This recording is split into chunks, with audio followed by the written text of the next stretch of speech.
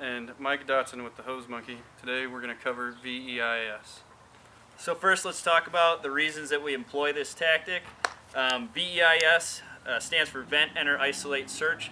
The same tactic as it used to be. It used to be Vent, Enter, Search. We've just added Isolate as a term, as a reminder that we're going to go for that door first thing. We're only going to use this tactic when we have a known or highly suspected probability that a victim is in a certain location. Right now it's about noon on a Friday. We're at a 1.5 story residential structure. No cars in the driveway, no toys in the front yard. If we came to this house right now, it was burning, most likely we're not going to employ VEIS unless we have someone on scene that tells us there's a victim upstairs. Now let's change that situation, and we're going to say that it's 4 o'clock today, Friday.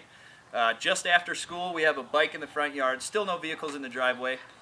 The neighbor comes over, we got smoke pushing from the upstairs, coming out of the eaves.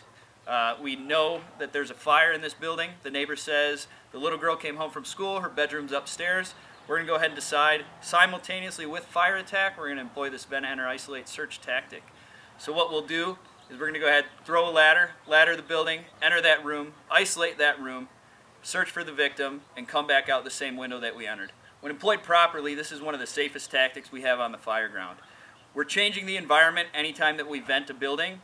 But in this tactic, we change the environment, and then when we close that door and isolate that room, we've changed the environment in that room for the better, so that room has an opportunity to vent itself, going ahead and giving the occupant a little more chance of surviving. So first we're going to take a look at our tools that we'll be using for VES. We have some of our stuff laid out here. Mr. Dotson, if you want to go through the tools that we'll have. So obviously we have our ladder. On this size structure we have a 1.5 story. We're calling it a 1.5 because upstairs we have a single bedroom. It's not a full second story. But on a typical 2-story residential structure, our roof ladder is going to go ahead and reach the 2nd story window for us. So we have a 14-foot roof ladder employed right now at the window, thrown for rescue right below the window. We also have our set of irons laid out, axe, we have a Halligan, our thermal imaging camera, and a 6-foot hook. It's really dealer's choice as far as what tools you bring up with you. My personal preference, I'm going to go ahead and bring the Halligan, the hook, and the tick with me. The reason I choose the Halligan and the hook, both of them are very easy tools to hook onto the ladder while I'm working. So if I break the window, I can lay my Halligan on the ladder, know it's safe there while I clear out or search with my thermal. If I go up with the axe and I don't have a truckman's belt where I can go ahead and tuck this axe in, I have to hold on to the axe the whole time while I use my thermal imaging camera. So we have our ladder placed. VES is going to be minimum of 2 people. What we're going to do next is we're going to go through each step for Firefighter 1 and Firefighter 2. There are some tools that are going to move back and forth between us.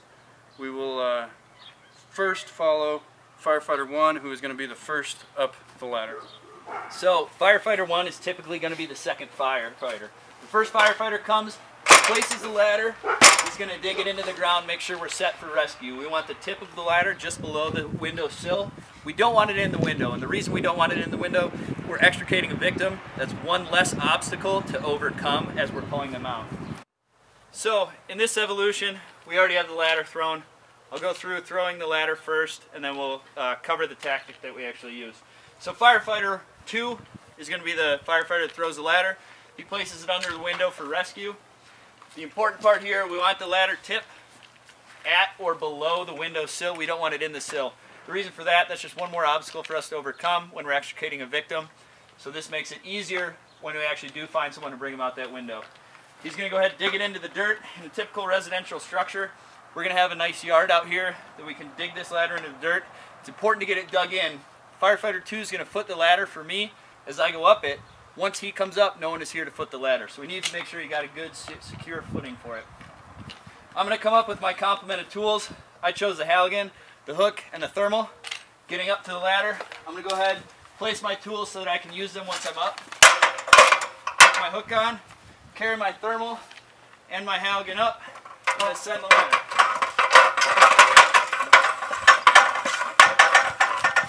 Once I'm up the ladder, I'm going to go ahead and vent the window, clearing it out completely, making sure all debris is secured. So once I have the window cleared of all debris, I'm going to make sure there's no glass, no parts of the pane still sitting here. I'm going to go ahead and reach in. Once the floor is sounded, I can take my tool, lean it up against the wall. I know it's secure here. I know where it's at when I come in. I do a quick search with my thermal, looking for victims. Look for the door. I know where the door's at. Straight in, 7 feet. Pass my thermal back. Now, I'm going to go ahead and enter the window. There's two options here. I can come in head first. The downside to coming in head first, if conditions rapidly worsen, I need to come all the way in before I can come out. Or I can come in foot first. So what I'll do, reach over, bring a foot, transition my head, come in the room. The firefighter's going to come up to the window, and I'll head for the door. Upon getting to the door, I'm going to go ahead and hook my foot on the door frame, search out as far as I can, get back into the room, and isolate. Once the room's isolated, I can go ahead and continue my search. I'm going to choose to do a right-hand search back to the window, and then from the window back to the door. I'll go in and search this closet. Once the closet is searched, I'll finish my room. I get to the window, I'll let my firefighter know. Right-hand search, left side of the room clear, searching the right side. Search the right side. Back to my door. My partner has laid the 6-foot hook inside of the window.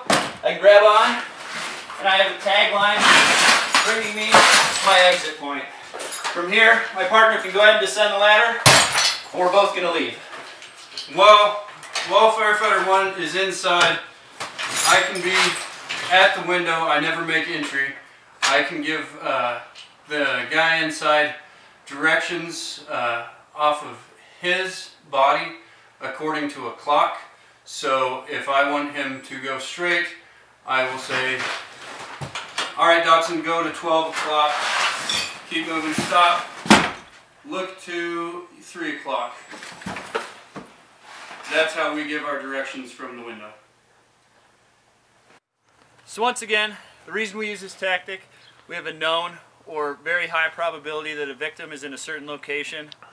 We're going to go ahead and employ this to facilitate a rescue, and our purpose is to search that one room. We're not searching the whole second floor. One thing to remember when we are using this tactic, obviously it's in an IDLH atmosphere. We're going to be masked up on air. The reason we chose not to do that today, so you could better understand us as we talked and explained this. But in general, that's the basics of VEIS. Hopefully you enjoyed this video of VES. If you have any questions or comments, leave them and we will try to get back to you as soon as possible. We ask that you definitely share this to get the name out. Go ahead and like us on Facebook, The Hose Monkey, and we look forward to giving you more training.